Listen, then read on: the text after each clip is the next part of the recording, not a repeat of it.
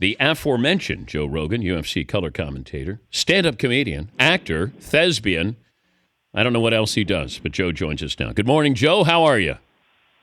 Good morning. How are you?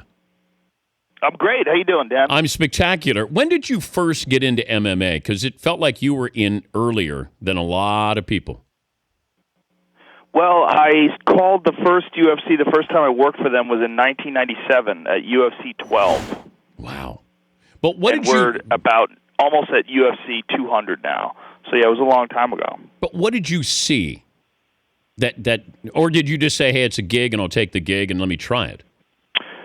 No, I was a martial arts student from the time I was a little kid. I had competed in a lot of martial arts events, and it was just something that I was always fascinated by. And when the UFC came along, for martial artists, it was the question we always had was what would happen if one style competed against another style. So when someone actually came along and put it together and had this event called the Ultimate Fighting Championship where anything could happen, and in the days that I was in, they had no rules in terms of you could grab guys' clothes, you could hit them in the groin, you didn't have gloves on. I mean, it was crazy back then. And we really wanted to find out what style was the best. And it turns out there really isn't a best style. There's sort of the best techniques that have been boiled down to what I think the best style is now, which is mixed martial arts. It's actually become a style in and of itself. And I think that because of the UFC, from the time of 1993 to where we stand today in 2016, there's been more evolution in martial arts than there has been in 10,000 years. Who was the first star? Royce Gracie. Royce Gracie was the first star because he was the guy who won the first UFC, and he's also the guy who first showed the world that, if you watch like old martial arts movies, like Bruce Lee movies, it was always the little guy with skill beating the large men. Now that's something that everybody always like hopes and dreams for. But in the real world, it's usually like bigger, stronger, faster people that beat up smaller people. So Royce Gracie was really not just the first star in the UFC, but the first guy to prove that technique and skill are actually more effective than size and strength. So it was huge in the sense that you got to see what everybody had always hoped for, that there was a possibility that someone could use their skill to overcome a massive physical deficit. Now, you've done a lot of things. Stand-up comedian. You're calling UFC fights as an analyst, and you were on a TV show. You were on a couple of TV shows. So if I said being on stage trying to make somebody laugh, calling a UFC fight, or being on Fear Factor encouraging contestants to eat bugs, what's the most enjoyable one out of all those three? Well, it's definitely not Fear Factor. That was a great gig. It was nice to have a TV gig and all that jazz, but it would probably be stand-up comedy. Probably be the most enjoyable. Very close second would be the UFC, if I had to boil it down. But I'm lucky I don't have to boil it down. I mean, I'm incredibly fortunate in that there's a bunch of things that I like to do, and a couple of them happen to be jobs. The UFC 198 seems to be overshadowed by UFC 200. Is that fair to say? Now, I mean, press coverage-wise. It has been in terms of hype, but when it comes to hardcore fans, I don't believe it's overshadowed at all. This is one of the most anticipated cards of the year. First of all, because they're in Brazil, and obviously, as we talked about before, Royce Gracie coming from Brazil and introducing the world to Brazilian Jiu-Jitsu. It's one of the most important, or it's one of the most important nations when it comes to mixed martial arts, probably the most important, in fact. And this town that we're in it's called Curitiba. Curitiba is the home of Chutabox, which is an iconic Brazilian jiu-jitsu and mixed martial arts team from Brazil.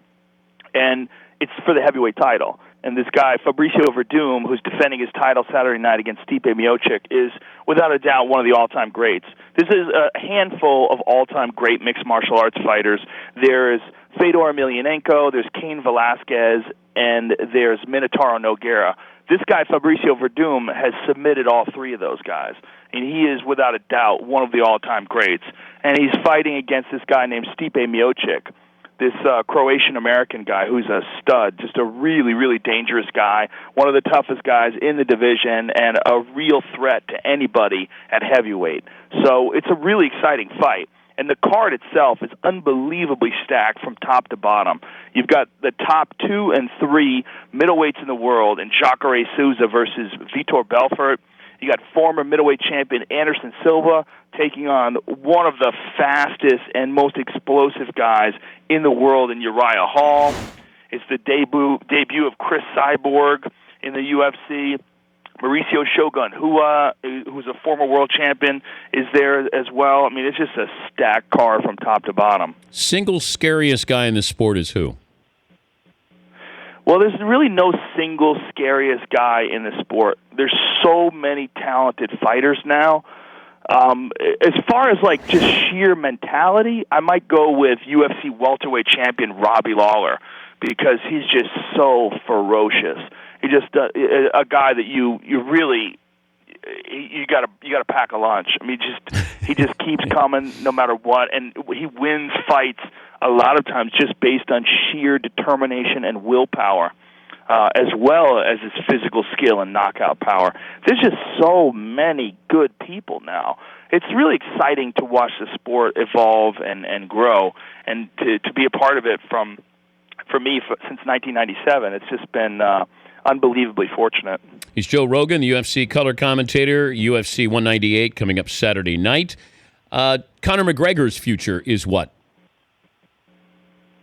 Well, he's up in the air right now. I mean, he was supposed to be a part of UFC 200, but he didn't want to do his press obligations. And, you know, he's a mercurial figure. He's kind of crazy. And that's what makes him a great fighter. And it's also what makes it, I'm sure, very frustrating for his handlers and for the UFC. But, you know, the UFC has some pretty clear media obligations that fighters have to fulfill. They have to promote fights. He didn't want to do it, and so they had an impasse. So hopefully he's going to be defending his title or fighting Nate Diaz somewhere around UFC 2002 or 3.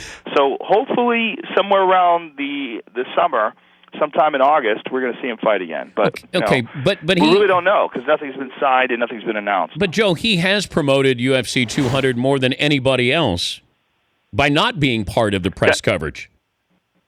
That's arguable, sure, but he has obligations. You know, there's contractual obligations that you have. I mean, you could say by not being a part of it, he's actually made more headlines and got people more excited, and that is absolutely true. But that doesn't really dismiss the media obligations that he has. Like the UFC has very clear contractual obligations that fighters have to fulfill. It's just a part of the deal. And it's how they promote fights, it's how they promote cards, it's how they get everybody excited about these upcoming matchups. You know, he thinks, I guess, that he has done enough, and, you know, he could make that argument, and if the UFC agreed with him and they let him out of his contract or his contractual obligations, you know, that would be between those two parties.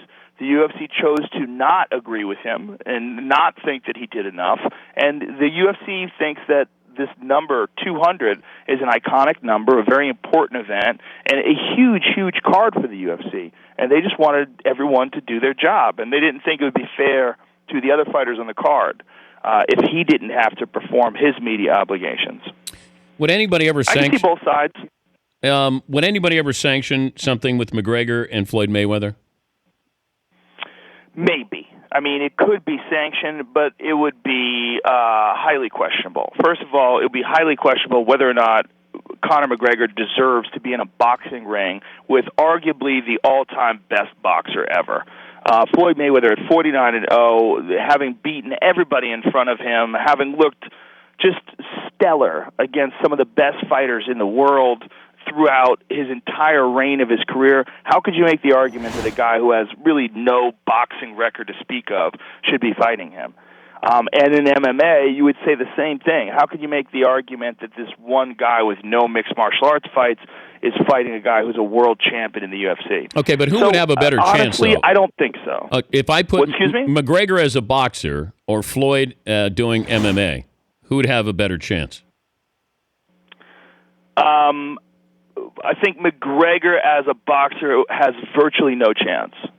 I think Floyd Mayweather, if you look at how he fights he fights against Canelo Alvarez, if you look at the unbelievable skill that he shows inside the boxing ring, he makes some of the most offensive boxers in the world, offensively minded boxers. He shuts their offense down. I mean, Floyd is a brilliant tactician. You might not like him because of his personality. You might not like him because of the way he promotes himself. But as a technical boxer, he's absolutely brilliant. But the same can be said about MMA. If Floyd got in an MMA fight with Conor McGregor, he would get killed. Conor would just kick his legs out from under him. He would take him down. He would kick his body apart. The distance is so much different. The technique variation is so different. The spacing is different. The fact that you're fighting 5-minute rounds instead of 3, the fact that he can grapple, I mean, it would be a mismatch. It would be a very clear mismatch. Also, Conor's a much larger guy. Conor regularly walks around at around 170-plus pounds and then cuts down to make the UFC limit of 145. He's not a 145-pound fighter. He would be much, much larger than McGregor if they got than Floyd if they got in the octagon together. I'll leave you with this. Could you take Dana White? Could I take him? I could take him to the movies.